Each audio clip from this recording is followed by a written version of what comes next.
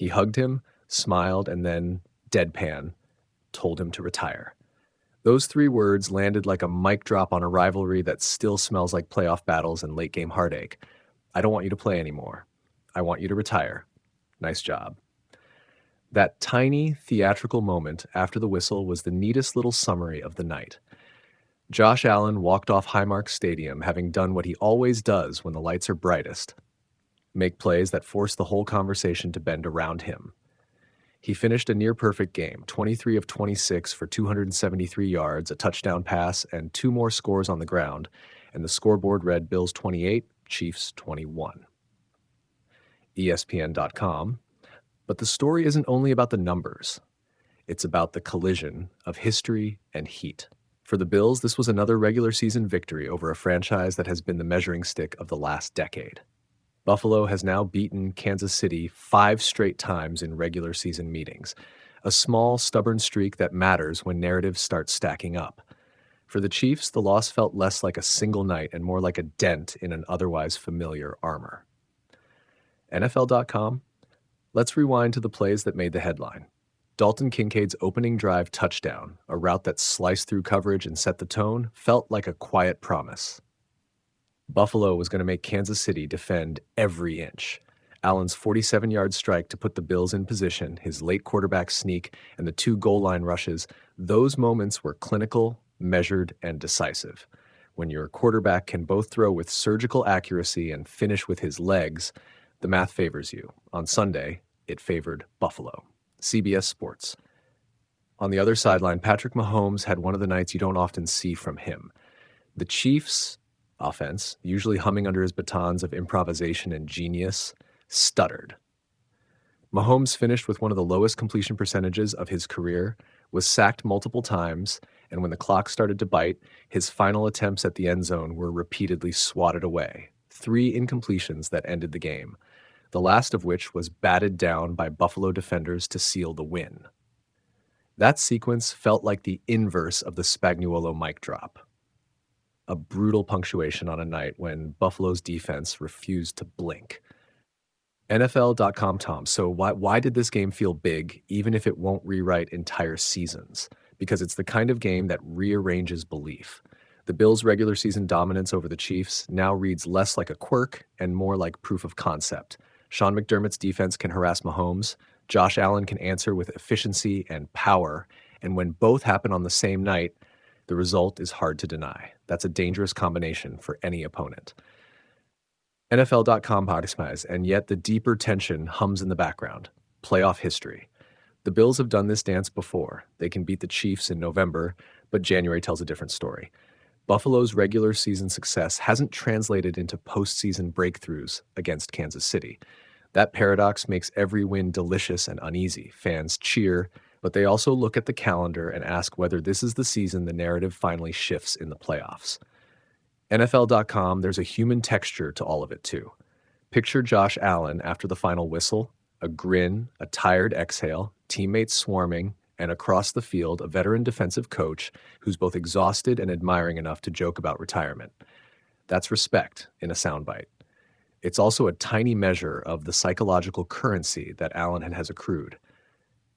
A currency that shows up in how opponents plan, how teammates breathe a little easier, and how broadcasts linger on a stare down across the turf.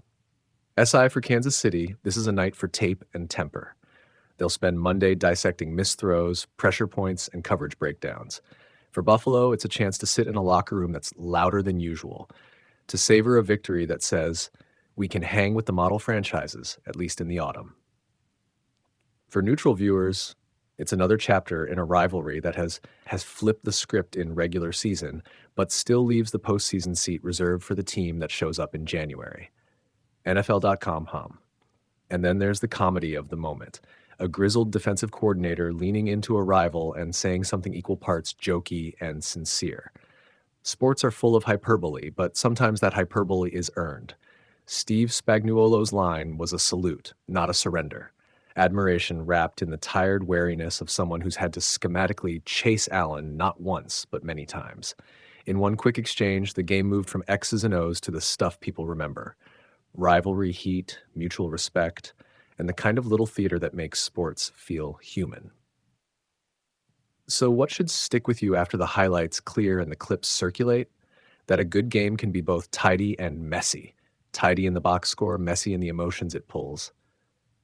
That rivalries live in the margins. A batted pass, a perfectly run route, a grin, and a one liner on the turf. And maybe most of all, that when two of the NFL's biggest names cross paths and leave everything on the field, the afterlife of the game often looks like a joke shared between warriors. He finished efficient, the defense finished ferocious, and a coach finished his sentence with a laugh and a quip. The scoreboard said Bills 28, Chiefs 21.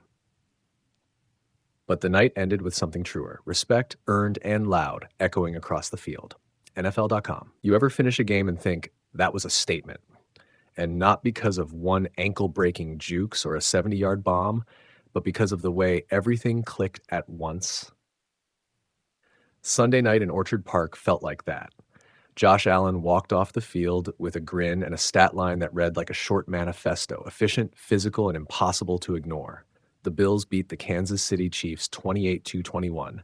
Allen accounted for 3 touchdowns, 1 through the air, 2 on the ground, and when the final whistle blew, Chiefs defensive coordinator Steve Spagnuolo ambled over and delivered one of the great cheeky post-game zingers. "I don't want you to play anymore. I want you to retire. Nice job." Reuters, let's not bury the lead. Allen was exceptional. He completed 23 of 26 passes for 273 yards, added 19 rushing yards and 2 one-yard TD runs, and hit Dalton Kincaid on a 23-yard strike to open the scoring. That stat line, precision, toughness, and the kind of leadership that forces opponents to respect every inch, set the tone. James Cook also did his part on the ground, giving Buffalo balance and keeping Mahomes off the field when it mattered. It was a complete team night that ended with Buffalo's defense bending but refusing to break. ESPN.com, now the human detail that'll live on in highlight reels: Spagnuolo's post-game handshake. It was playful, but the subtext was sharp. Admiration from an old-school defensive mind who's repeatedly had to scheme around Allen's combination of arm and legs. For a coach who sees everything through the lens of how hard a QB is to stop, telling Allen to retire was praise delivered with a smirk. It was a moment that said as much about Allen's season as any stat line. Opponents might be tired of facing him, and that tiredness translates into respect. SI. This was also a defensive night for Buffalo. The Bills collected 3 sacks, forced key stops late, and held Kansas City to 21 points in a game where Mahomes was kept under his usual pace. The Chiefs threatened late, and Mahomes found ways to move the chains, but Buffalo's tackling and timely pressure closed passing windows when it mattered most. A late Mahomes heave was batted down, sealing the win, a play that felt like the whole night in a single frame.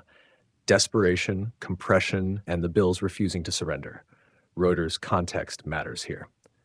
The Bills have had postseason heartbreak against the Chiefs recently, high-profile playoff losses that sting, so beating them in the regular season has its own weight. This Sunday wasn't a revenge movie. It was a reminder Buffalo can play with and beat the team everyone measures themselves against. If you're Sean McDermott and you want your team to see itself as a title contender, a night like this is exactly the kind of data point you show in the locker room tomorrow. We can win these games, and we can win them together. Buffalo rumblings. But let's be honest. This was not a perfect Kansas City performance either. Mahomes didn't throw a touchdown, which is rare for a player who's practically built on producing highlight moments every week. Kansas City still threatened. They always do. But Buffalo's defensive game planning turned a potentially frantic